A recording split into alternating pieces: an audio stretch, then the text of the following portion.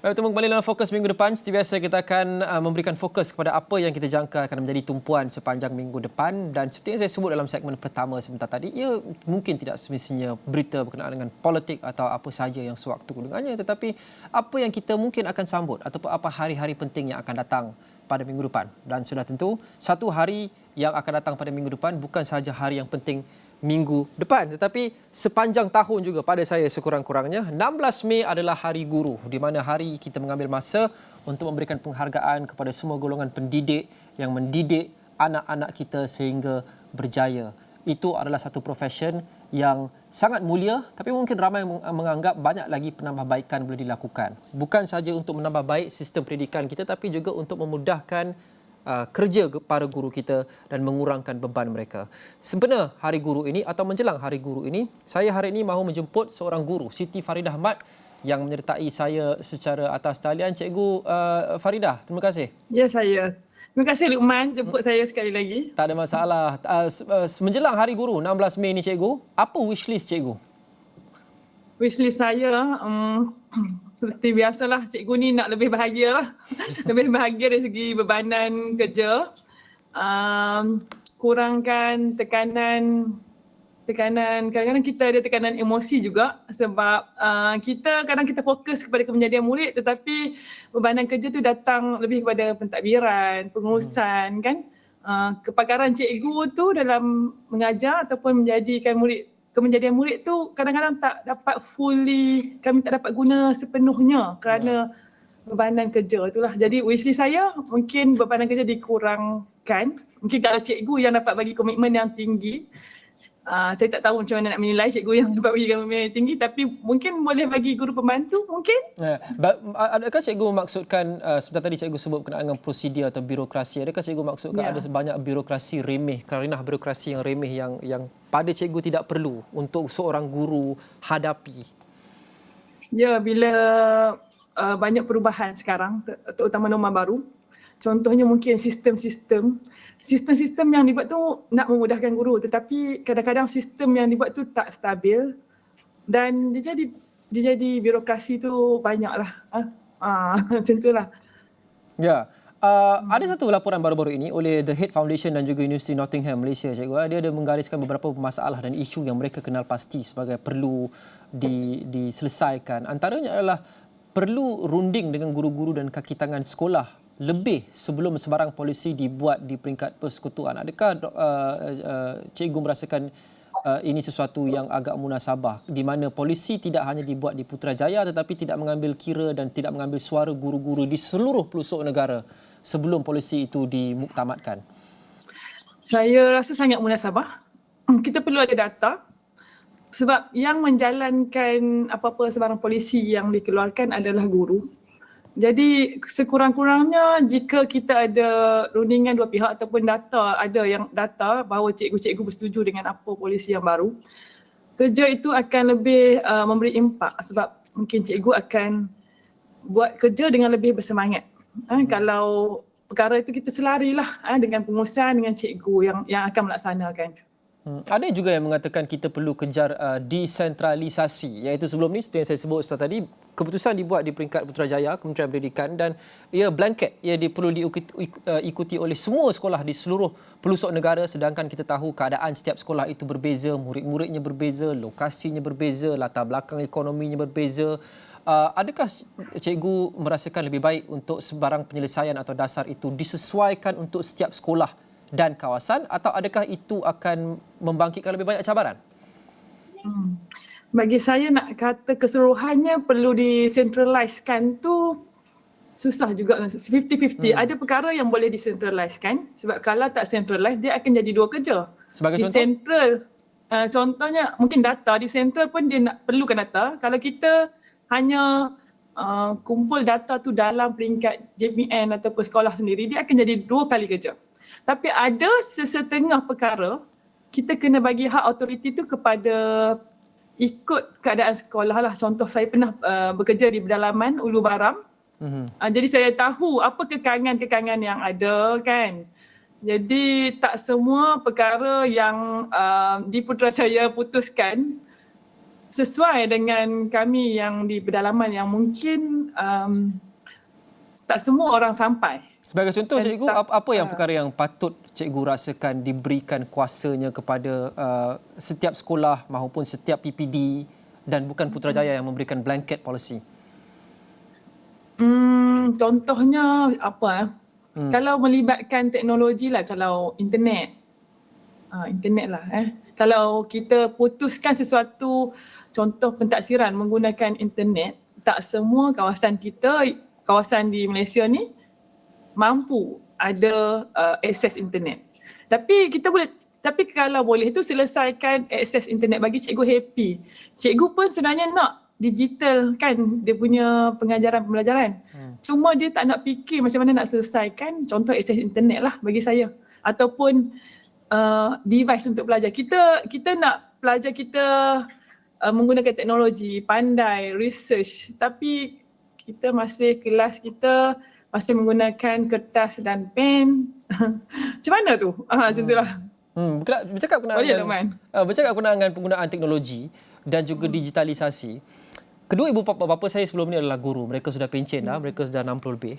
Tapi saya ingat tahun-tahun terakhir mereka masih lagi mengajar. Pada ketika itu mungkin adoption teknologi ini masih lagi baru bermula dan kebanyakan guru khasnya daripada peringkat umur mereka menghadapi kesukaran untuk mengguna pakai teknologi ini dan mereka terus mengambil pendekatan ataupun mempunyai attitude yang agak negatif terhadap pendigitalan ini kerana ia sukar bagi mereka dan mereka mengatakan bahawa tak sabar nak pencen. Tapi ini adalah mungkin satu cabaran yang dihadapi oleh sekelompok guru yang daripada sekian umur. Tapi adakah cikgu merasakan bahawa guru-guru lebih muda seperti cikgu juga ada cabaran dalam adoption teknologi ini dan menjadikan ia sukar untuk mereka pakar dan menjadi bukan pakar tapi mahir dalam teknologi ini dan mengajarnya, menggunakannya dengan efektif untuk mengajar murid-murid? Sebenarnya peringkat umur tu mungkin kita membayangkan hanya guru muda je yang boleh menggunakan teknologi terkini, tapi daripada pemerhatian saya terdapat juga rakan-rakan guru saya yang berumur yang mungkin kurang daripada 10 tahun dah nak pencen tapi masih bersemangat dan lebih pandai daripada saya menggunakan teknologi. Kita tak boleh relate kan dengan umur dengan penggunaan teknologi. Sebenarnya ada di atas kemahuan guru tu. Jadi saya rasa untuk memudahkan guru dari segi penggunaan teknologi yang cepat ni, kita kena antara guru sendiri kena support each other. Okay? Dan ada perasaan ingin memajukan dirilah. Maksudnya kita kemahiran teknologi ni sebenarnya boleh dibelajar dan dapat support daripada KPM. Banyak peluang untuk kita belajar, banyak bengkel-bengkel. Banyak pakar-pakar daripada luar yang datang untuk ajar teknologi tinggi ni. Cuma cikgu yang ada kepakaran dalam mendidik kena hybridkanlah. Gunakan teknologi dan gunakan kepakaran cikgu, konten cikgu untuk deliver. Sayanglah kalau kita ada konten tapi konten kita tu tak dapat kita adapt dengan teknologi yang terkini. Baik. Cikgu, saya yakin ramai guru di luar sana yang memilih profession perguruan ini atas minat mereka, atas passion mereka. Tetapi kalau saya bersifat jujur 100%, mungkin ramai juga di luar sana yang memilih menjadi guru ataupun menjadi guru adalah kerana pada ketika itu sahaja pilihan yang ada, yang sesuai dengan kelulusan, sesuai dengan peluang ataupun keadaan ekonomi yang ada pada ketika itu. Dan saya rasa kebanyakannya masih lagi kepercayaannya adalah mereka menjadi guru ni kerana mungkin tidak ada pilihan lain. Bukan semua tapi ramai cikgu di luar sana yang sebegitu. Bagaimana kita menjadikan guru ini satu kerja yang dipilih secara sukarela? Orang seronok malah berlumba-lumba untuk menjadi guru khasnya bagi sekolah awam. Okey, sebenarnya saya sendiri pun rasanya mungkin daripada awal saya memilih haluan saya ke arah guru kerana ialah kita tahu faktor ekonomi sekarang, kita lebih bagi saya yang anak nelayan ni lebih selamatlah saya dapat pekerjaan guru tu kan. Jadi mungkin pada permulaan kita pilih kerana kita tak ada pilihan lain. Tapi apabila kita tengah belajar di universiti, apabila kita dah masuk reality mengajar, kita rasanya akan jiwa guru tu akan datang sendirilah, jiwa pendidik tu. Kita nampak keindahan mengajar tu, kita nampak yang kita sedang membina insan masa depan. Jadi saya rasa kebanyakan cikgu ada spark dalam hati dia untuk jadi ada jiwa pendidik tu. Cuma keseronokan bekerja tu cikgu-cikgu ni sentiasa dimotivasi oleh masyarakat, oleh pentadbir, oleh KPM. Okay? Macam itulah. Apa yang kerajaan boleh lakukan untuk memberi motivasi kepada guru? Selalunya kalau kita tengok Hari Guru ni memang akan ada penghargaan-penghargaan diberikan kepada guru. Sambutan Hari Guru pada tahun ini akan diadakan di Melaka pada hari Selasa minggu depan. Mesti akan dianugerahkan tokoh guru. Jadi saya rasa itu adalah tindakan yang memang setiap tahun dibuat dan baguslah. Jadi kita dihargai. Walaupun kita buat kerja tu bukan minta dihargai, tapi apabila ada penghormatan macam tu, contoh sambutan Hari Guru ni, sekurang-kurangnya guru rasa apa yang diusahakan masyarakat ni bersyukur. Maksudnya dihargailah. Macam itulah. Apa kenangan terbaik bagi cikgu setakat ini sepanjang menjadi guru ini setakat ini? Mungkin kalau kenangan saya secara individu masa PKP tu, saya ada usahakan untuk belajar buat video guna green screen dan yang mana saya bukan pakar dari segi ICT lah sebab saya cikgu kimia, cikgu sains, saya duduk dalam makmal, saya tak mengajar pelajar buat video. Tapi sebab jiwa pendidik kita rasa apa yang kita boleh lakukan. Jadi bila saya usaha buat video dan saya berjaya, saya ada tular lah di semasa tu. Dan apabila saya tular, saya lihat masyarakat banyak memberi kata-kata positif, menghargai usaha guru-guru Malaysia yang di luar jangkaan mereka. Jadi itu antara kenangan terbaik saya lah. Ya, saya ringkas cikgu, soalan terakhir menjelang Hari Guru ini kita berikan penghargaan kepada guru-guru termasuk cikgu sendiri. Apa pesanan cikgu kepada ibu bapa di luar sana? Saya harap ibu bapa dapat beri kepercayaan kepada guru-guru Malaysia. Guru-guru Malaysia juga berusaha sebaik mungkin dengan cabaran yang ada sekarang, cabaran teknologi nombor baru sekarang. Jadi kita sama-samalah harap-harap parent berilah kepercayaan kepada guru. Guru juga menunjukkan profesionalism tu kepada masyarakat lah.